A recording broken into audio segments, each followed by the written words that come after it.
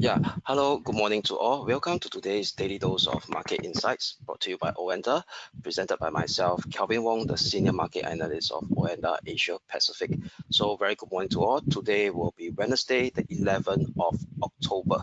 So before we start our Daily Dose of Market Insights, let's take a look at the disclaimer slides first.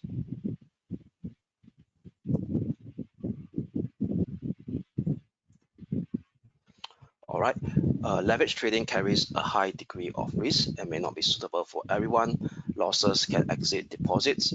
This presentation is not an offer or solicitation to buy or sell, nor financial advice or recommendation for any investment product. Any forecast, prediction, or projection in this presentation is not necessarily indicative of the future or likely performance of the product. This advertisement has not been reviewed by the Monetary Authority of Singapore. All right, so yes, before we start the we call it the key gist of this daily dose of market insights, as usual, this will be the key takeaways. Okay, firstly, will be a recap of events and data that took shape yesterday, and this particular data actually or event actually moved the market in terms of their very short-term relatively volatility. Then also, what are the next key data releases in terms of events and as well as economic indicator release that could actually move the market as well for today. And lastly will be the short-term technical outlook. Okay, so lastly will be the short-term technical outlook that I will actually cover in the various asset classes. All right, so okay, so give me a minute. It seems to me that there's a bit of sound that is a bit of there's some slight sound. All right, so let me try to adjust the sound first. All right, give me a minute. Sorry about that.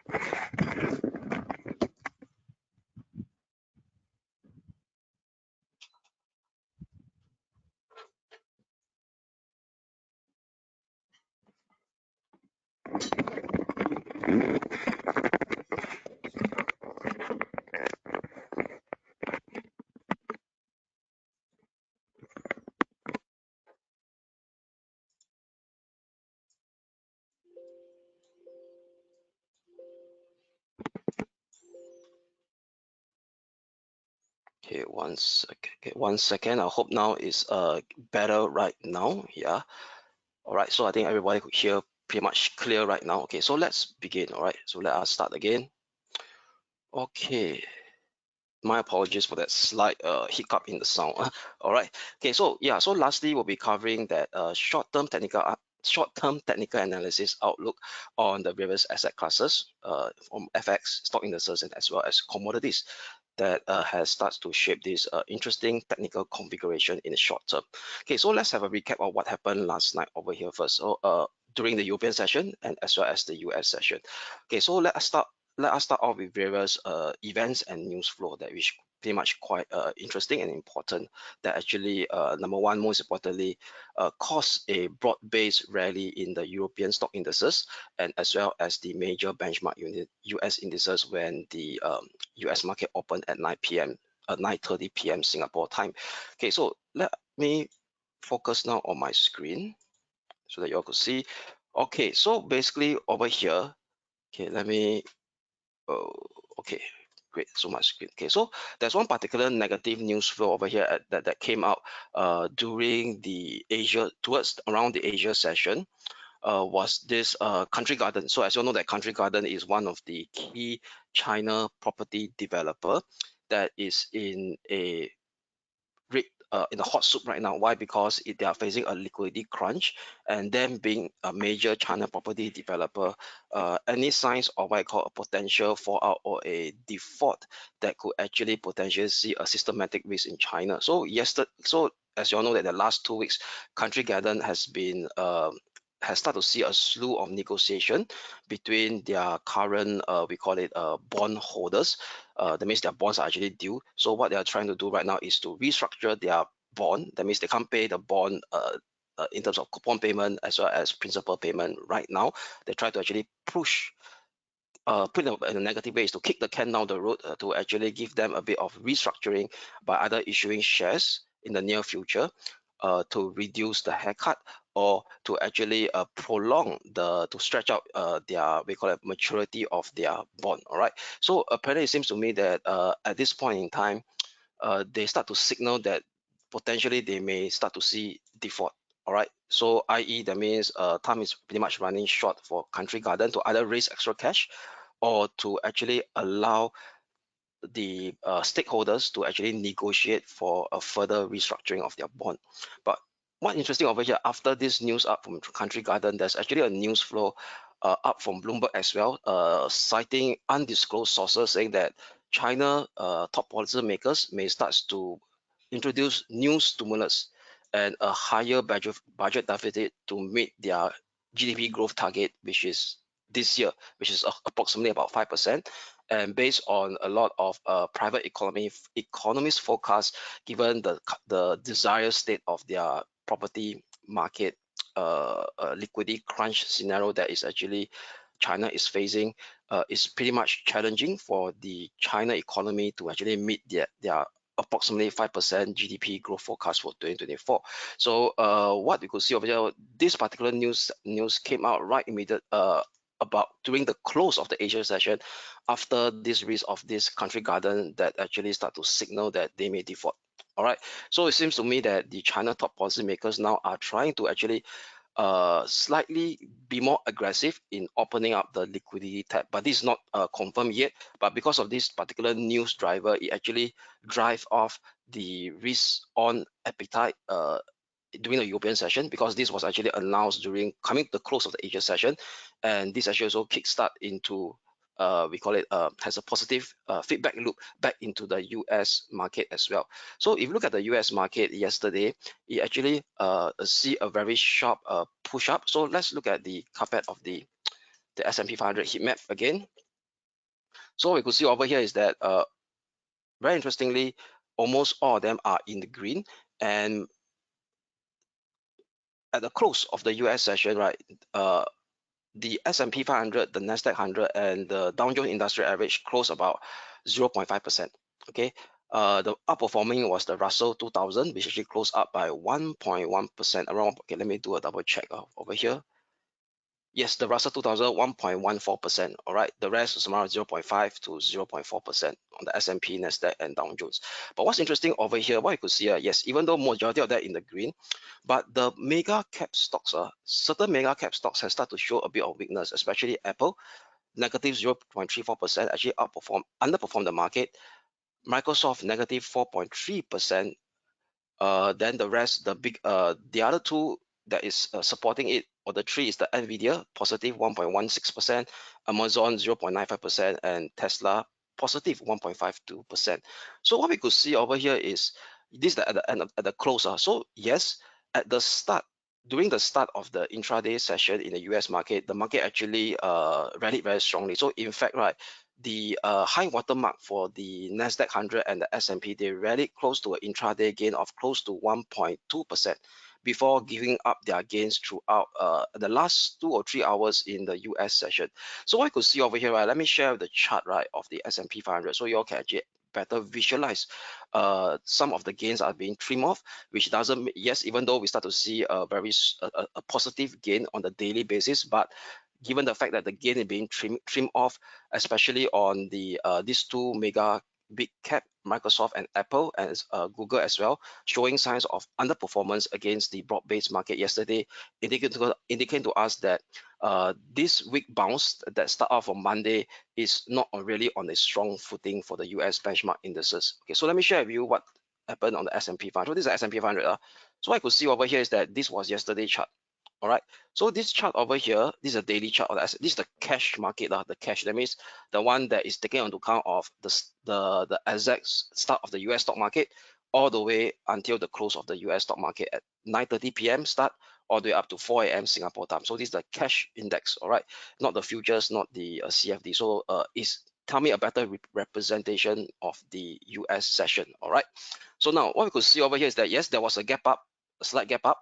So after that gap up, right, don't notice that throughout this day, imagine it didn't close near the high, but closed in the middle of the range. Okay, so it's a bit like a shooting star, a bearish reversal candlestick, and where it took shape is took shape slightly below the 50-day moving average that's acting as a resistance. So a bit of signs of a bullish exhaustion that's seen on the S&P 500. And what's interesting over here is the Dow Jones Industrial Average. So the Dow Jones Industrial Average are also showing similar signs of this bullish exhaustion.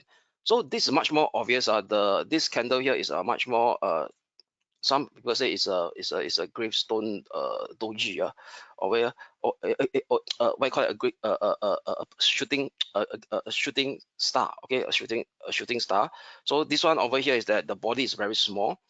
Price action refused to close near the high and close near the low of the day after that gap up. So signs of what I call bullish exhaustion is there. And when this trimming of the intraday gains or the bullish exhaustion towards the end is seen right at the key 200-day moving average. So another sign of another indication that telling us that this last 3 days of bounce that since on last Friday is more like a counter trend rally than a start of a potential new bullish uplift that could give rise to a short to medium term uptrend for the benchmark US indices, looking at the indication of the Dow Jones Industrial Average. Similarly, for the Nasdaq 100, so you look at the Nasdaq 100, okay, all these are cash indices. That means cash indices taking into account of the trading movement of only during the US session. Okay, only the US session, so we can see a much more clearer sentiment during the US session. Okay, so what you can see over here, gap up as well.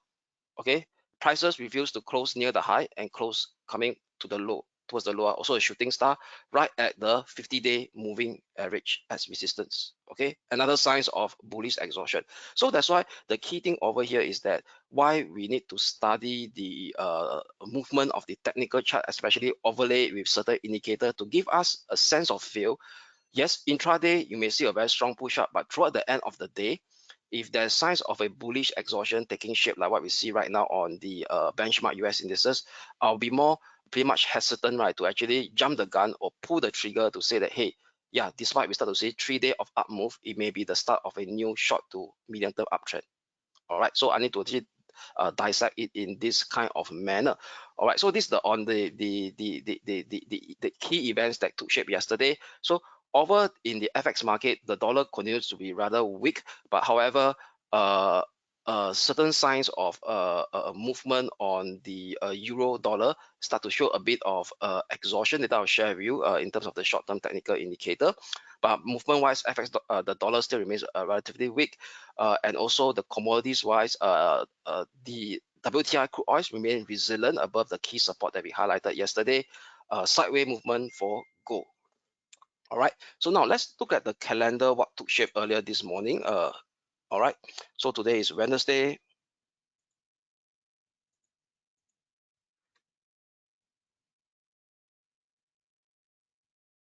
Okay, so today there's no key data releases in the Asia session.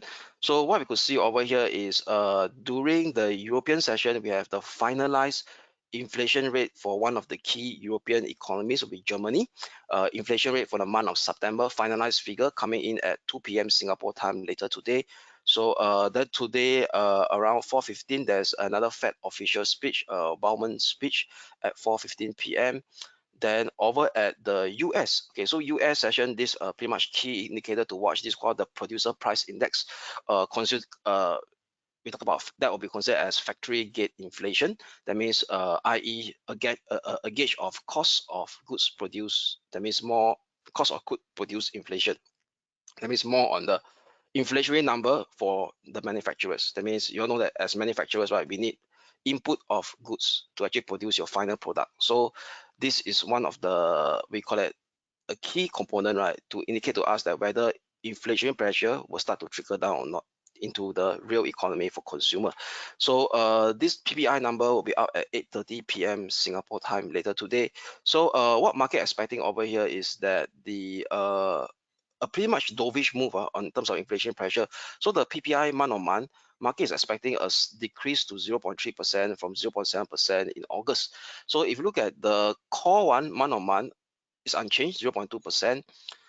But the year on year, okay, what's interesting over here is that the year on year figure over here is it starts to actually goes up higher, the core one, at slightly 2.3% year on year from 2.2%. So you look at the trend, right? Usually, most market participants will tend to look at the year on year because it tends to have a better, it smooth up certain cyclical noises. So if you look at the trend of the core PPI, so core PPI is actually excluding food and energy. So what we could see over here, right, in the month of March, it starts to actually decelerate over here. So what we could see over here is that market is now expecting a slight uptick to 2.3%, but it's still below the 2.8% and the 3%, the average of like a three, the average 3% mark in the last 6 to 7 months. All right, so it's still relatively a lackluster number. All right, so the key thing over here is if PPI number continue to actually spike up beyond expectation, so that could actually lead to a potential further rise in US 10-year Treasury yield. Why? Because that could actually mean that the Federal Reserve, the Fed, may start to maintain their narrative or their current stance of keeping interest rate higher for a longer time period. Okay, so now the wild guess only here is that there's only a slight about 20 to 30% chance that they may start to do another last hike either in the month of November or December before 2024 ends. All right, so this is the key economic data to actually watch out for today's trading session. Okay, so now let's jump into the technical chart. So now I'll start with the FX market first. Okay, so overall, right, if you look at the FX market over here, let me share with you all the heat map of the FX market first. Okay, where's the heat map? Okay.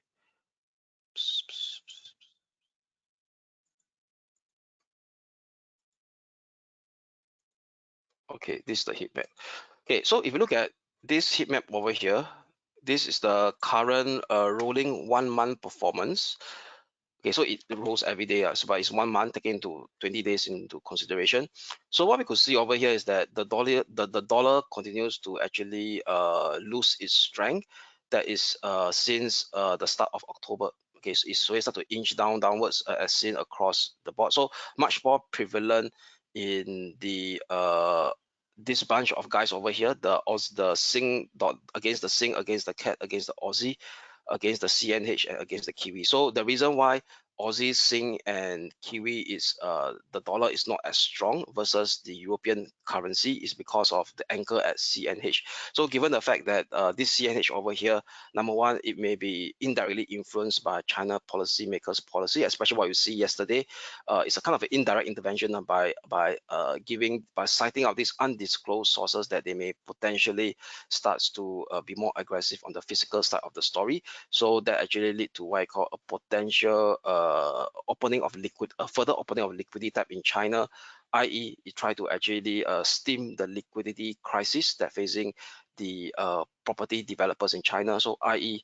A much more reduction of negative confidence towards the China financial market, which in turn reduces the strength of the dollar CNH. All right, so you look at the dollar CNH chart right now, since we're talking about the CNH, let me show you some certain technical levels because these levels could actually influence the Aussie, the Kiwi, and the Sing dollar. Okay, so the cat is much more on oil price. So the Canada dollar, as long as you see oil prices pretty much firm, dollar cat should be potentially be more skewed towards the downside. Okay, so let's now go towards the CNH chart very quickly.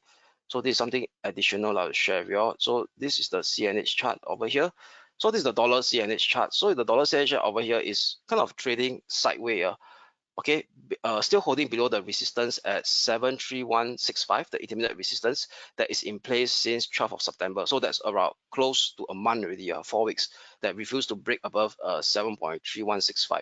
So what's interesting over here is there's a support level right now, a major one at 7.2330, which is this major descending trend line, a major ascending trend line support level that is in place since January this year. And slightly above it right now is the 50-day moving average that the price try to actually test this level. So give or take, there's one more shorter support level over here.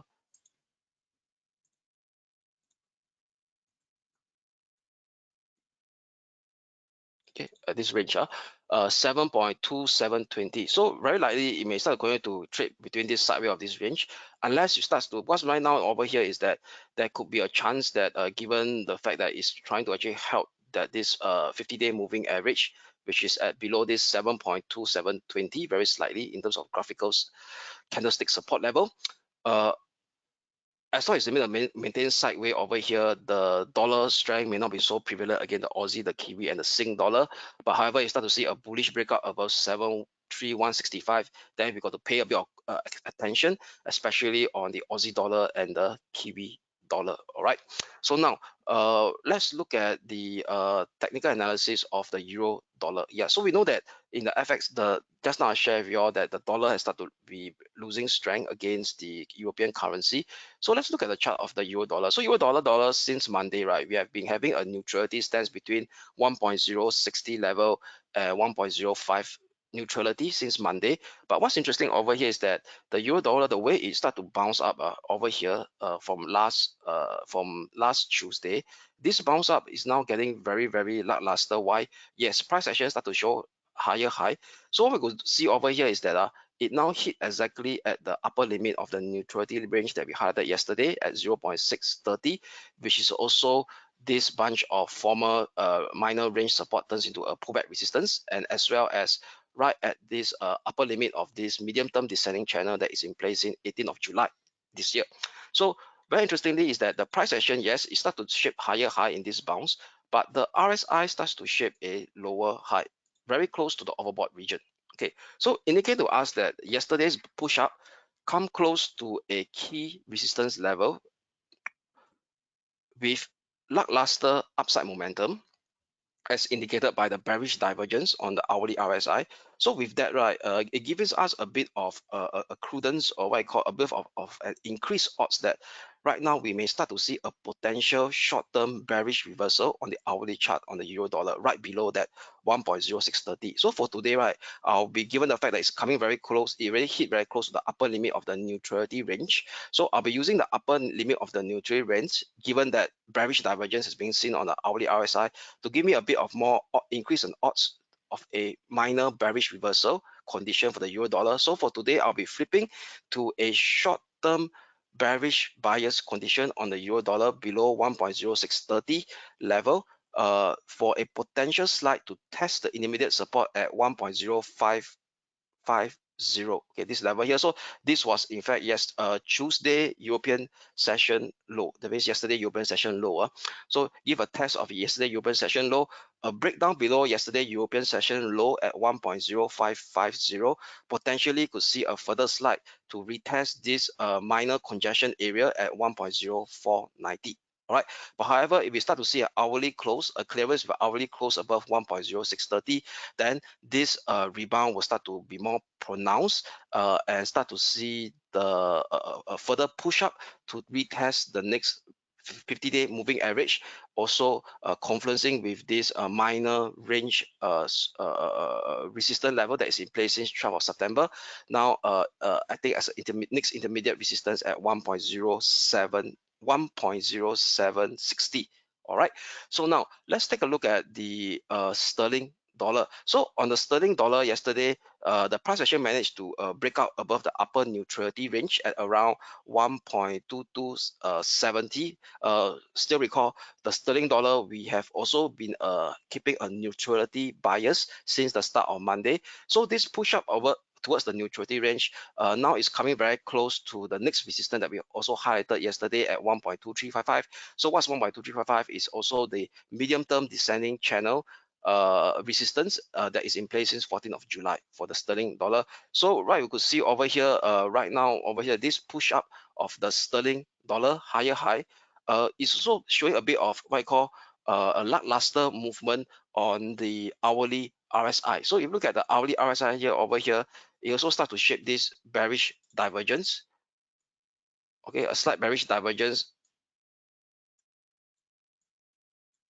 Okay, over here, price go higher, but RSI start to shape this bearish divergence. All right, so what I could see, given the fact of this bearish divergence on the hourly RSI, indicate to us that short-term upside momentum has started to lose its strength. That yesterday's bounce, and also now come right to that key resistance at 1.2355. So for today, right, I'll be flipping to a bearish bias on the sterling dollar, holding below 1.2355. 2355 for a potential slide to retest the 20-day moving average, acting as a support level, also conversing with Friday former swing high and Tuesday former swing high area now turns into a pullback support at 1.2250. All right, so a break below 1.2250 potentially could reinforce that potential slide, at least to retest Monday's low at Monday's US session low at 1.2165. All right. However, if we start to see hourly close and the clearance above 1.2355, then this we call it short-term bearish bias on the sterling dollar will be invalidated to see a much more pronounced bounce to test the next intermediate resistance at 1.2425, which is this minor range resistance from 15th of September to 21st of September, and so confluence with the 20-day moving average as well at 1.2425. Okay, so that's for the sterling sterling dollar. So very quickly, right, let's take a look at the dollar yen. All right, so if you look at the dollar yen, right, because it's been a while since we monitor the dollar yen chart. So if you look at the dollar yen chart, at this point in time, it's still pretty much sideways, okay, holding around the 20-day moving average, which is at 14825. So for dollar yen, right, I'll be kind of be more neutral for now, because it seems to me that it's trading inside the sideways range since that unofficial BOJ intervention on last Tuesday. So neutral between us, I'll say that neutral be sideways, neutral between 14950 and 14825. All right, for the dollar yen. Okay, so that's pretty much sum up for the FX market for today. So right now, let's immediately switch on to the indices. So for indices, yes, even though yesterday we see that squeeze up on the major US stock indices, let's start with the Dow Jones first. Okay, so the Dow Jones Industrial Average, yes, it squeezed up to the 200-day moving average, also, but managed to actually reverse right off the 20-day moving average as well. Okay, that reversal that took shape in the last 2 hours of the US session. So with that, right, I'll be still maintaining that bearish bias on the Dow Jones Industrial Average, given that yesterday's reversal, and as well as the bearish reversal daily candle that I share with you all on the cash market at the start of this presentation. So using a slight we call it resistance above that yesterday's swing high, which is at 34,055. So 34,055 is in fact this former swing low area of 25th of August and 26th of August, now turns into a pullback resistance. Previously was rejected on 25th of September and 26th of September. So I'll be using this as a key short-term pivotal resistance for today at 34,055. So 34,055, looking for a potential push down to retest last Friday former swing high area, now turns into a pullback support at 33,510. So that's for the Dow Jones Industrial Average or the US Wall Street 30. However, an hourly close with a clearance above 34,055 key short-term pivotal resistance will invalidate this short-term bearish bias condition to see a further squeeze up to test the 50-day MA, which is all coinciding with this graphical resistance, minor graphical resistance zone over here at 34,370. All right, that's for the US Wall Street 30. So for the Nasdaq 100, all right, so if you look at the Nasdaq 100, also did a squeeze up over here. So that squeeze up, right, is now coming very close to the next resistance level that we highlighted, given if it start to break up above the 15,140 level key short-term pivotal resistance we have yesterday. So it almost came very close to the 15,355 key pivotal resistance. So what is this 15,355 key pivotal resistance? 15,355 resistance level is in fact this descending trend line, this medium-term descending trend line that kept previous push up on 1st of September and 15th of September, now acting as a resistance at 15,355 level. Okay, so what yesterday's push up, right, it actually store at this previous range, minor range resistance of 18th of October or 18th of September and 20th of September, which is at 15,280. So I do not want to have it keep it so tight, so I'll keep it slightly higher. 15,355 will be my key short-term pivotal resistance for today. So as long as this level is not surpassed, we could potentially see a resumption of this potential short-term bearish reversal coming into the Nasdaq 100 to give a test at this intermediate near-term support level, which is the 50-day moving average that was taken out yesterday, 15,100 slash 15,050, which is the yesterday's European session low. Okay, yesterday European session low. Okay, so this will be my first support level to watch out for that potential short-term bearish reversal that may take shape on the Nasdaq 100. Okay, for today, unless we start to see a very clear breakdown below 15,050, then potentially we could reinforce a further potential slide to retest the 20-day moving average. Now I think as a support at 14,920.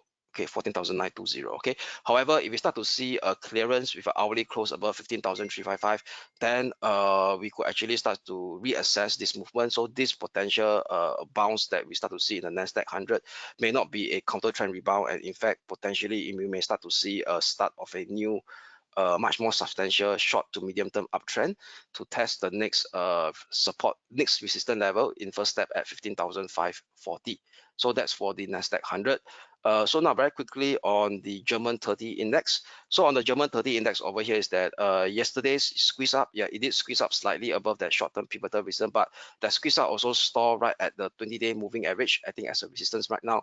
And that push up of a higher high, what we could see over here is that RSI now is in the overbought and start to shape lower high. Okay, indicating to us that yesterday bounce was rather lackluster. So what we could see over here is that potentially there also could be a short-term bearish reversal coming into place, given the fact that this bearish divergence took shape exactly right at the 20-day moving average. Okay, so some form of key we call it technical elements that is actually exhibiting this kind of what I call a short-term we call it a bullish exhaustion movement. Okay, so I'll be using a 15,460 as my key short-term pivotal resistance for today to actually potentially advocate for that short-term bearish reversal condition scenario to seek a retest at this 15,290. So what's 15,290 is in fact this last Friday's swing high area turns into a pullback support level. Unless we start to see a clear breakdown below 15,290, that means an hourly close below it, then we could potentially reinforce a further slide down to retest this low of 9th of October, 6th of October, and 5th of October, which is a support zone at 15,090 slash 15,045. Okay.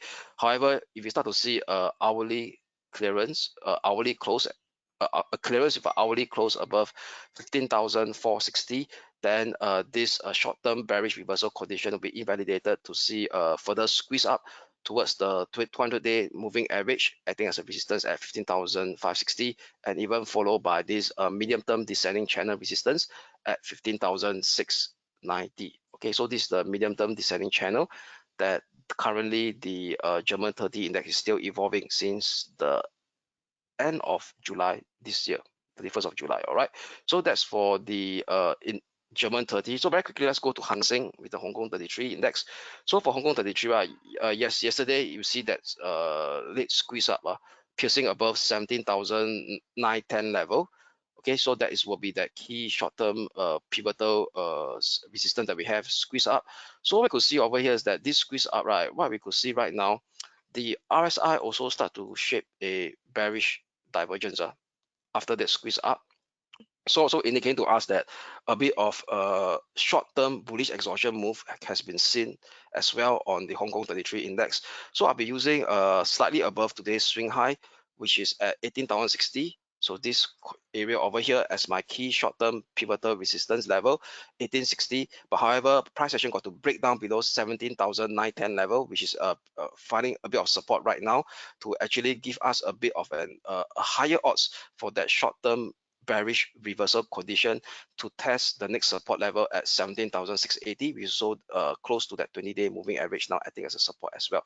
But however, if we start to see an hourly clearance with an hourly close above 18,060, then this short-term bounce or this we call it this ongoing bounce will be much more stronger, much more pronounced, I would say, to take us up towards the next resistance level at 18,290 in first step, which is this congestion area over here and as well as the 50-day moving average. All right, so that's for the indices. So let's take a look at WTI crude oil price. So for WTI crude oil price, yesterday price movement was pretty much sideways. Okay, it's sideways movement, but it's still holding above that 50-day moving average. And as well as, okay, bear in mind, this is trading view. So what trading view does is over here is that we could overlay a higher time frame technical element like a moving average, a 50-day moving average on an hourly chart. Okay, so we can able to kind of do what I call multi-time frame analysis on a single chart. That's the beauty of trading view. So bear in mind, this is an hourly chart. This moving average is not a 50-hour moving average, it's a 50-day moving average. So in trading view, we are able to actually change the time period of the moving average to have a higher time period moving average overlay on a shorter time period, a shorter time frame chart. All right. So what we could see over here is that it's still holding above the 50-day moving average, but unable to break the 80-60 short-term resistance that we highlighted yesterday as well. So for no change, right, we're still maintaining that short-term bullish bias on West Texas oil, WTI. WTI. So holding above the key short-term pivotal support that we have for yesterday, no change at 83.05. So as long as this level hold a clearance above 86.60, potentially could see a further a push up in the West Texas oil to test the next resistance at 88.60, which is also close to that 20-day moving average. I think as we said as well. But however, if we start to see a breakdown with an hourly close, below 83.05, then this this bullish bias condition will be invalidated to see a kind of a slight or a choppy downward move to test this Monday's push up, the gap up on the futures chart at 83.20, now I think as a support level. All right, so that's all. Yeah, so that's pretty much sum up for today's daily dose of market insights. So with that, right, I'll end today's session and we shall speak again tomorrow. So do have a great day ahead. Thank you.